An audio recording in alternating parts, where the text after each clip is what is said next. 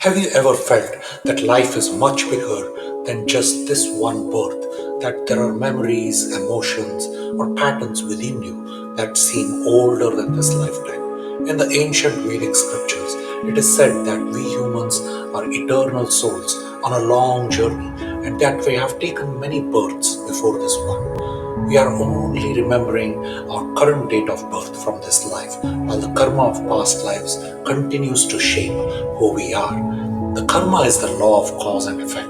In Vedic philosophy, karma means action, and more importantly, the consequence of that action. Every thought, word, or deed plants a seed, and over time, these karma seeds ripen into experiences, opportunities, challenges, and patterns. There are four types of karma that need to be explained. Let's explore these four types of karma that govern our spiritual evolution and life experiences like different threads in the fabric of our destiny. The first one is Sanchita karma, the accumulated karma. This is the total karma we have accumulated across all our past lives, like a vast cosmic storage of every deed, intention, and impression that we have ever made. Only a portion of this is chosen for any given lifetime.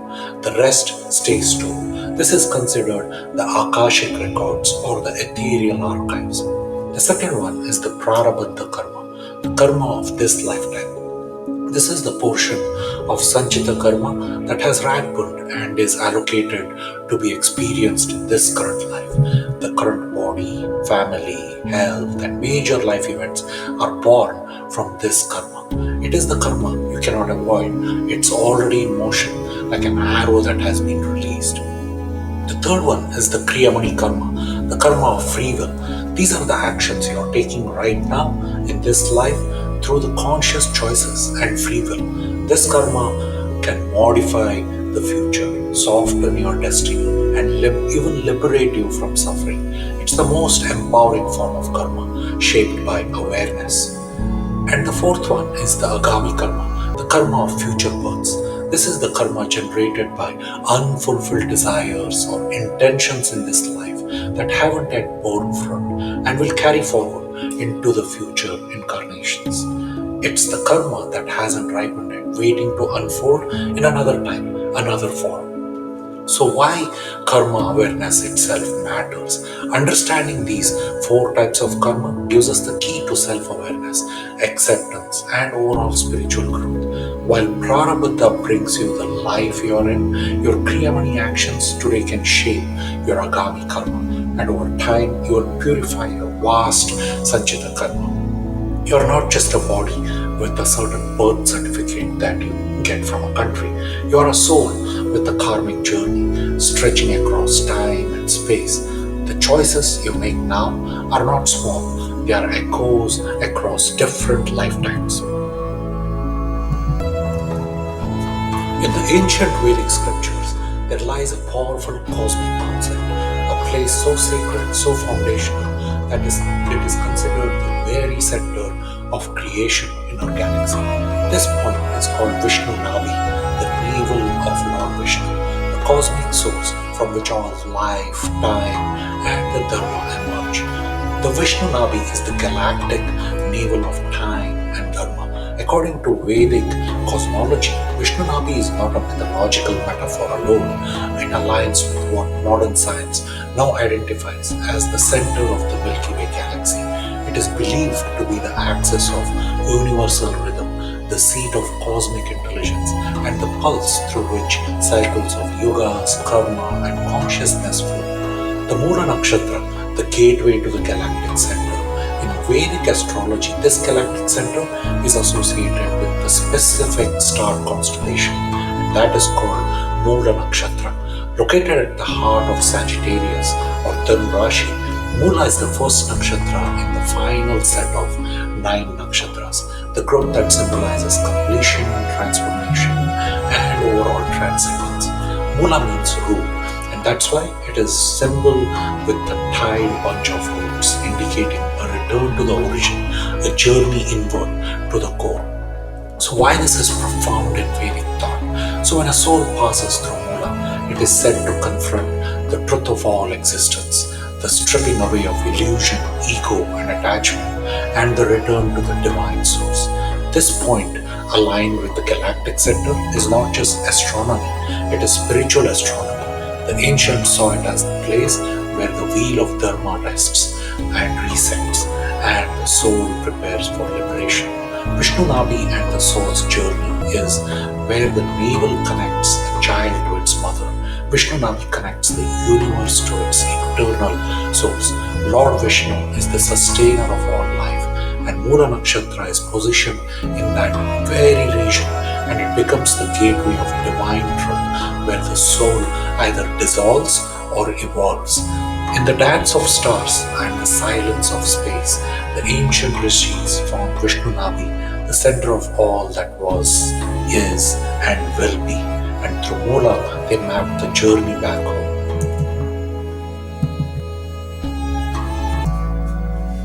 Have you ever wondered why certain events happen in your life at precise moments with specific people and in a certain emotional tone? The answer lies in a divine architecture, a cosmic blueprint where karma and Vedic astrology meet to form a complete cycle of meaning, memory, and momentum. In this video, we'll explore how Vedic astrology ties all the loose ends of your life's journey by addressing the 5 deepest questions we all ask: the what, who, how, when, and why. So the what is the promises of life, the 12 houses of the Bhavas. What are you here to experience? What areas of life hold meaning for you? The 12 houses of the Bhavas represent all domains of human life: the health, wealth, relationships, career, spirituality, and more. They reveal the promises of your karma, the different arenas where your soul will play out its story.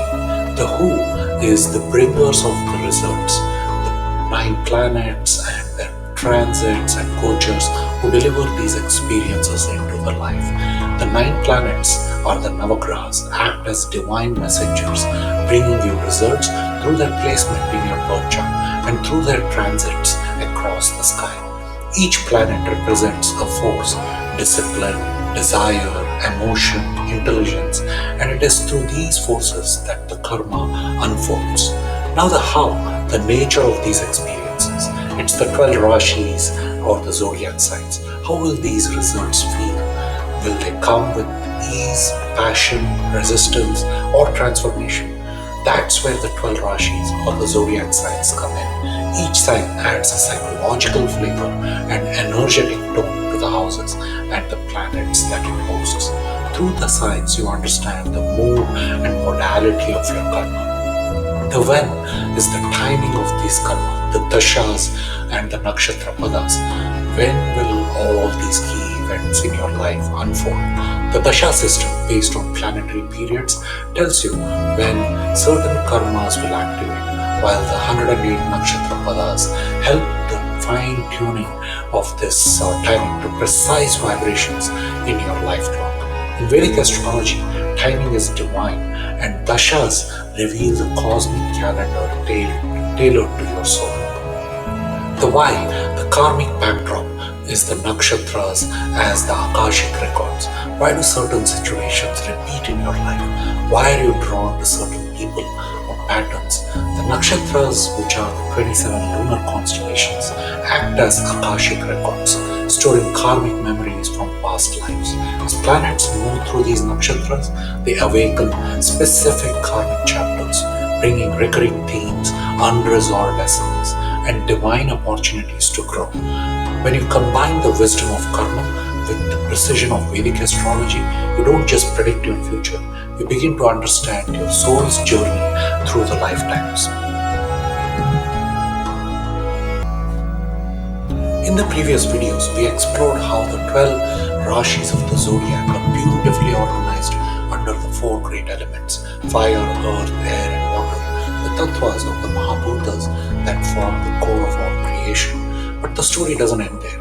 The rishis of ancient India looked deeper and discovered that these elements don't stay constant across the rashis. Their intensity evolves, their expression transforms, and their impact itself deepens as we move through the cycle of this Kalpurush Family. which is the evolutionary path of the zodiac. The Kalpurush is the cosmic blueprint of Lord Vishnu. It places Aries as the first house and ends with Pisces in the 12th house, forming a complete journey from birth to transcendence. And as the Rashis flow from 1 to 12, even Rashis belonging to the same element carry different depths, complexities, and spiritual weight. It's like water flowing through different landscapes, changing the color, speed, and purpose. Let's take the water signs as an example. It's an element in evolution. Water or Jala Tattva symbolizes emotion, intuition, compassion, and connection. But as we move through the three water signs, Cancer, Scorpio, and Pisces, we witness three very different expressions of water. Cancer or Karka Rashi is clean, nurturing water. Placed in the 4th house of the Kalpurush chart, Cancer represents motherhood, protection, and nourishment. Here water is visible, clean, and nurturing, like a lake or a calm river. It reflects emotional bonding and care. When we move to Scorpio, which is the Rishika Rashi, it is sedimented or transformational water. As the 8th house sign, Scorpio's water runs deep and mysterious, like a swamp or an underground spring. It carries intensity, hidden currents, and emotional transformation. This is the water that stirs karma and catalyzes spiritual rebirth. Now moving on to Pisces, the vast ocean water is how we can represent it. In the 12th house, Pisces represents detachment, moksha, and divine surrender. Its water is like the vast ocean. It is boundless, mystical, and beyond logic. It invites us to dive into the unseen and the infinite. All elements evolve this way. Just like the water signs, each elemental group, the fire, earth, and air, evolves across its three rashis. Fire begins with spark, becomes a drive, and ends in purpose. Earth moves from survival to refinement to spiritual duty. This is why two people with the same element in their chart can have very different energies, because the house placement and Rashi order shape the intensity and maturity of the elements. The Rashis are not just signs, they are stages. They evolve with you, and through them, even the same element takes on new meaning as you move through the journey of life from birth to death to transcendence. While we have already seen how each Rashi is associated with one of the four elements, fire, earth, air, and water, the ancient rishis went deeper, classifying the Rashis by their movements and quality. The first group is known as the Char Rashis, meaning movable or the dynamic signs.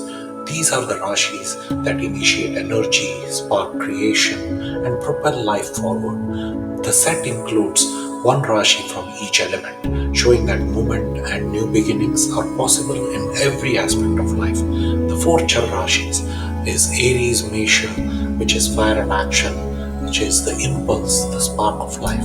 Cancer or Karka is related to water, and Libra or Tula is for air, and Capricorn or Makara is related to earth. Whether these four signs represent the starting point of all cycles, whether it's a relationship, a career, an idea, or a spiritual journey. So that wherever they fall in the chart matters. In your personal birth chart, these four Rashis will be placed in different houses, meaning you will experience beginnings in different areas of life depending on where they appear. Aries might fall in your 7th house, indicating new energy in relationships. Capricorn may land in your 2nd house, showing drive to build wealth or values. Cancer could be in the 10th house, initiating growth in career and reputation. This is why no two charts are alike, and we all have the same Rashis, but they live in different places, expressing their motions and magic in unique ways. The energy of creation is always in motion. The Char Rashis are the breath of beginnings. They push us out of inertia and into creation. They mark the seasons of change, the cycles of effort, and the start of new karmic chapters. In the wheel of time, they are the seed planters, initiating new dharmic responsibilities with every rotation. So next time you look into your charts, ask yourself, where do my new beginnings lie? The Char Rashis will show you, because it is in their motion the life itself begins. The Sthir Rashis, also known as the fixed signs, these Rashis are the anchors of the zodiac, offering steadfastness, durability, and strength in the areas they influence. Just like the roots of a tree, the Sthir Rashis help ground your life with focus, depth, and resilience. The four Sthir Rashis are Taurus Rishabha, which is associated with earth, Leo Simha, which is associated with fire, Scorpio associated with water, Aquarius, Kumbha associated with air. These four signs represent sustainers of energy. They don't initiate or adapt quickly, but once committed, they hold and protect what matters. So your chart relates also to your stability. Each person has these four Rashis placed differently across the 12 houses of their chart, meaning that the areas of stability, resistance to change, or long-term focus will vary from one person to another. Taurus in the 4th house might bring stability in family and home life. Leo in the 10th house could anchor your career and public stature. Scorpio in the 1st house may make your personality emotionally intense and deeply rooted. Aquarius in the 7th house could mean firm ideals in partnerships and social values. So these placements are where you're likely to build, preserve, and transform slowly but powerfully. The energy of sustaining, that's what is applicable to these Sthir Rashis. They are not fast moving, but they are unshakable. They reflect the middle phase of any life, and not the start, but not the end, but the deep work of cultivation and mastery. They teach us the importance of patience, protection, inner power, and endurance through the long arc of life. And in a world that constantly shifts, the Sthir Rashis remind us of the value of holding already steady and staying true and deepening into what matters most. The third set of Rashis, one that lives at the edge of change, the space between what was and what will be. The Dvisvabha or the dual Rashis, also known as mutable signs, are the zodiac's transformers, signs that bridge two phases, adapt quickly, and flow through cycles of learning, evolution, and completion. Each of these signs bring a dual energy, stable and fluid, effective and reflective and active, allowing them to navigate change with wisdom and agility. The four Dvisvabha Rashis are Gemini Mithuna, which is associated with air, Virgo or Kanya associated with earth, Sagittarius or Dhanu associated with fire, Pisces, Meena associated with water. Together, these signs are kind of the end of a seasonal phase and the preparation for a new one. They are signs of growth, surrender, and completion. So how they manifest in your chart? Each person has these Dvisvabha Rashis or signs placed across different houses in their birth chart, meaning different areas of life become arenas of learning, fluctuation, and refinement. Gemini in 10th house may bring changes in career, communication, and leadership. Virgo in the 3rd house could reflect intellectual flexibility and changing relationship with siblings. Sagittarius in the 7th house brings evolving partnerships or a spiritual path through relationships. Pisces in the 12th house may reflect mystical experiences, emotional release, and detachment. These signs don't resist change. They flow with it, so teaching the soul to move with the current rather than against it. In the cycle of life, we can't always start or stay. We must be very transformative. The Dvisvabha Rashis are the zodiac's alchemists, turning endings into beginnings, chaos into clarity, and movement into meaning. They bring the fluidity of the mind and the flexibility of thought and the mystical embrace of duality, helping us evolve across lifetimes.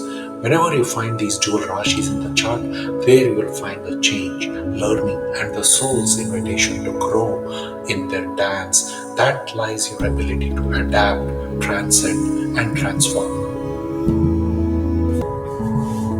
There are 108 portals of karmic influence and cosmic intelligence. The moon is the fastest mover through these nakshatras, Of all the planets, the moon is the swiftest, traveling all 27 nakshatras and their 108 padas in just about 1 month. It spends approximately 1 day in each nakshatra, touching every corner of our emotional, mental, and spiritual self. This makes the moon the most intimate planet, constantly shifting how we feel, react, and reflect. There are other planets with slower, deeper cycles of influence. While the moon is fastest, other planets move more slowly through these nakshatras, creating longer lasting influences. Mercury may take weeks, Venus up to a month or more, Mars, Jupiter, and Saturn may take months to years to pass through a single nakshatra. Rahu and Ketu, the shadow planets, move in reverse, and their movement brings karmic depth and turning points in life. Each planet's journey through the 108 padas activates different aspects of our different prarabdha karma, the portion of our past life karma allocated for this lifetime. The karma and free will is a dance of destiny and choice. As the planets move through these nakshatras, they open up windows of opportunity, challenge, insight, and change. Some of these experiences are destined, part of our prarabdha karma, which we must go through in this life. But many moments, but also offer the gift of Kriyamani karma, actions born from our free will, allowing us to respond with awareness and evolve our path. So why this matters? When we understand the movement of planets through the nakshatras and their 108 padas, we begin to decode how time, karma, and consciousness shape our lives. We see why a particular day feels emotionally charged, why certain periods feel stuck of transformation or no transformation happening, and how to align our actions with the divine rhythm of the sky. The planets are not just out there. They are tiny mechanisms of the soul's journey, and as they cycle through the nakshatras, they activate the karmic story, one pada, one choice, and one breath at a time. In the previous videos, we explored how Bode's law revealed a fascinating harmony to the planetary distances, and how this cosmic symmetry inspired the Vedic positioning of Rahu and Ketu, the lunar shadow nodes. There is a mystical placement. According to Vedic astrology, Rahu finds its placement between Mars and Jupiter, right where modern astronomy observes the asteroid belt, a zone of fragmented creation and untapped potential. Meanwhile, Ketu is placed between Mercury and Venus, symbolizing deep introspection and detachment in the most personal realms of intellect and love. These positions are symbolic but deeply meaningful, linking Rahu to desire, ambition, and Ketu to wisdom and release. So the transit timings, it's an 18-year dance of Rahu and Ketu. Together, Rahu and Ketu don't move like other planets. They are mathematical points tied to the moon's path, always 180 degrees opposite of each other. They take 18 years to complete one full journey through all the 12 Rashis, spending about 18 months in each side. Similarly, other planets take their own transit times, which are listed here.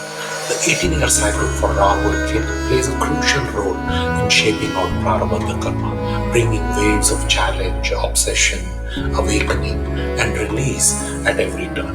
Why the movement matters? The Rahu-Ketu axis is not just a transit, it is the axis of karmic evolution in our chart. Rahu pulls us towards desires, ambitions, and worldly experiences. Ketu pulls you inward towards spirituality, detachment, and past life wisdom. Their 18-year cycle divides life into phases of seeking and surrender, gain and letting go, illusion and insight.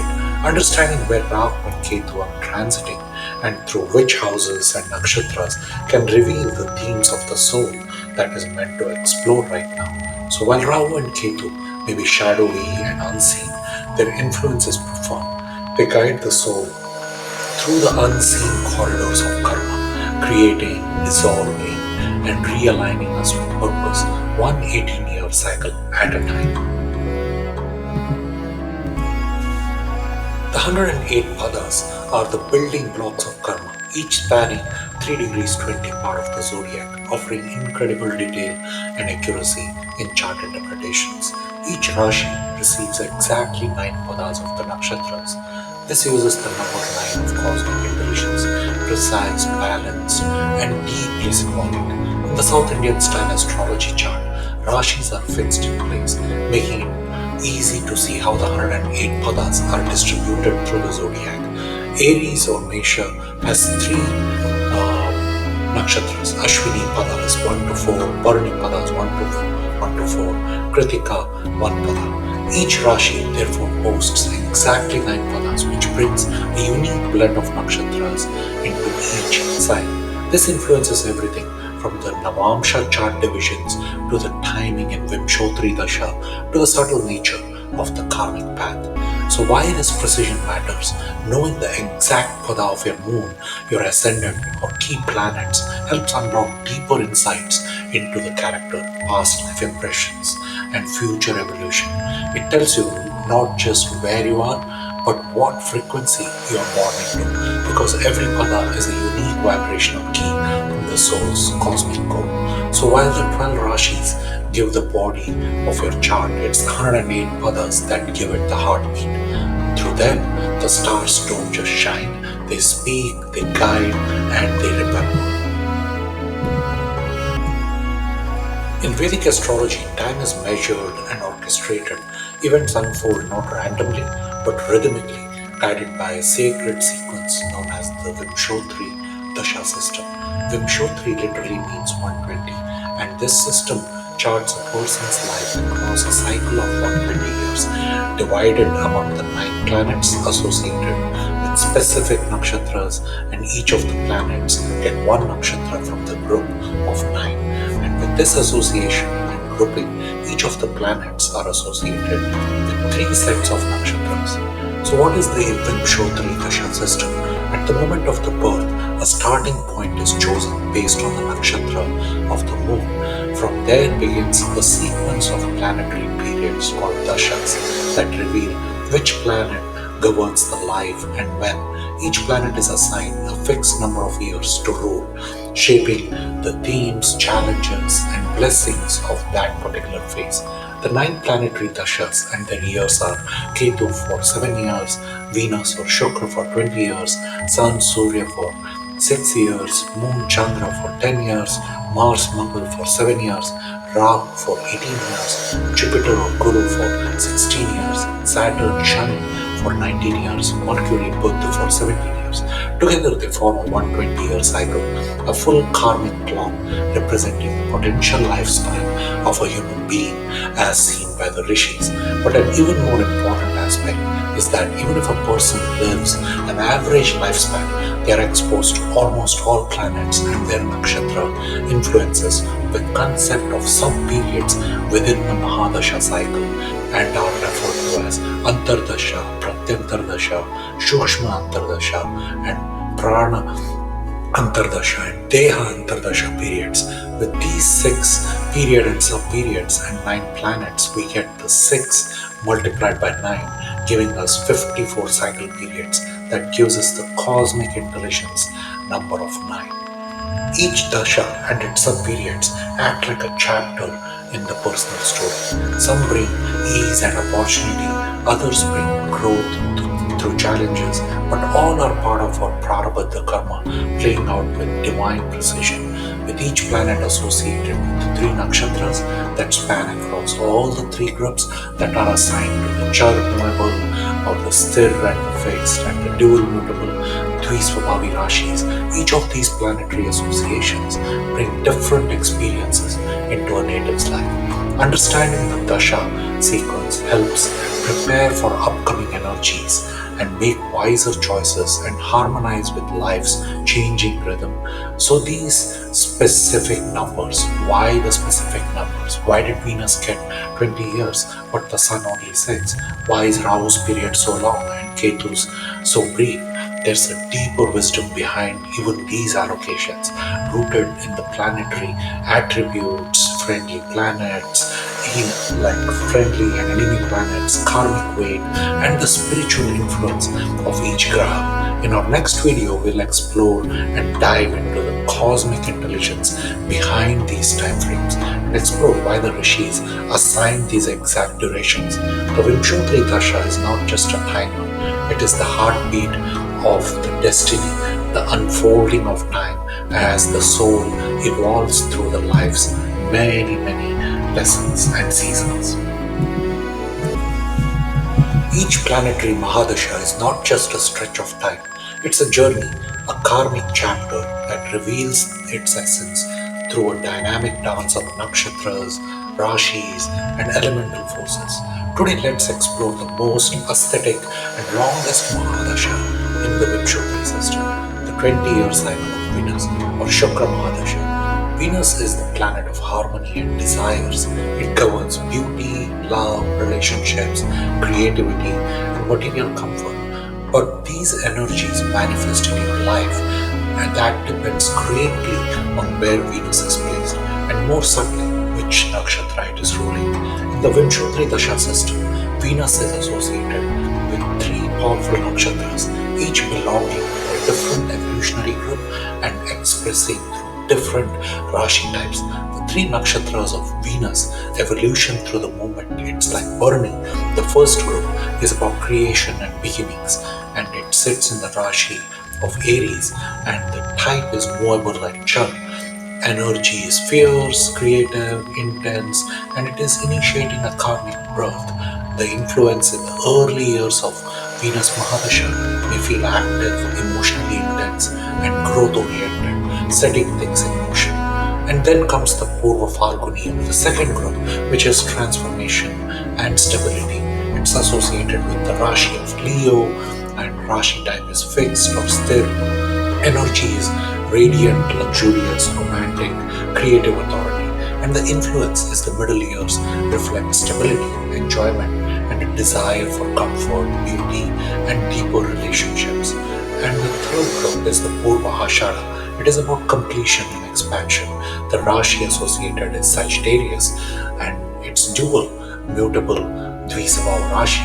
Energy is about spiritual refinement, inner cleansing, victorious renewals. And the influence in the later year guide the soul towards wisdom, inner transformation, and detachment from material over dependence. The three rhythms are within one Mahadasha. Even though Venus rules the entire 20-year period, the rhythmic shifts brought through by these three nakshatras, one is movable, one is fixed, and one dual, gives the Mahadasha a dynamic layered expression. This shows that within one planet's Mahadasha system, there are phases of action, consolidation, and transition, reflecting the evolution of the soul through varying experiences. And other planets play their roles too. Of course, during the Venus Mahadasha, you will also experience sub-periods, antardashas of other planets, each bringing their own karmic flavor and intensity depending on their alignment with Venus in the chart. But the foundations of the Mahadasha is always influenced by the primary planets, nakshatra roots. And for Venus, that means the journey from birth to fulfillment through Bharani, Purva Falguni, and Purva Ashada. Venus Mahadasha is not just 20 years of romance and luxury, it's a three-part soul story, told through fire, creativity, and eventually transcendence. The nakshatras guide how this story unfolds. The universe in all its cosmic intelligence gives everyone opportunities, but never without purposeful challenges. Among all the planetary cycles in Vedic astrology, few evoke as much curiosity and concern as the Saturn Mahadasha, a 19-year journey governed by the planet of discipline, delay, karma, and deep transformation. The Saturn Mahadasha of 19 years is a karmic teacher.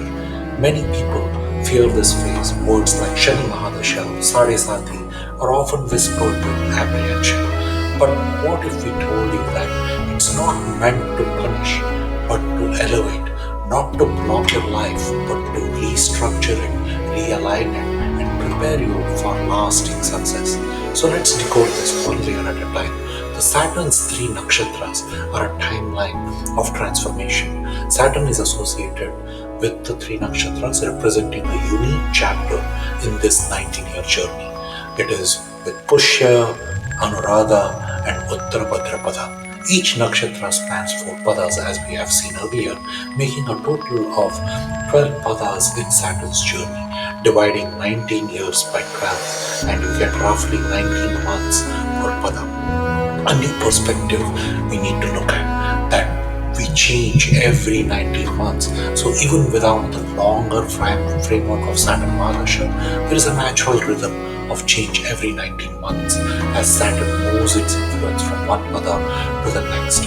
This means that the heaviness, the lessons or the blessings of one phase don't last forever. There is movement, evolution and the renewal that is built into this whole design. The wisdom here is, don't think of Saturn Mahadasha as a 19-year sentence. Think of it as 12 stages of karmic refinement, each with its own opportunity to grow, shift and rise. The cosmic intelligence of Saturn is it doesn't rush.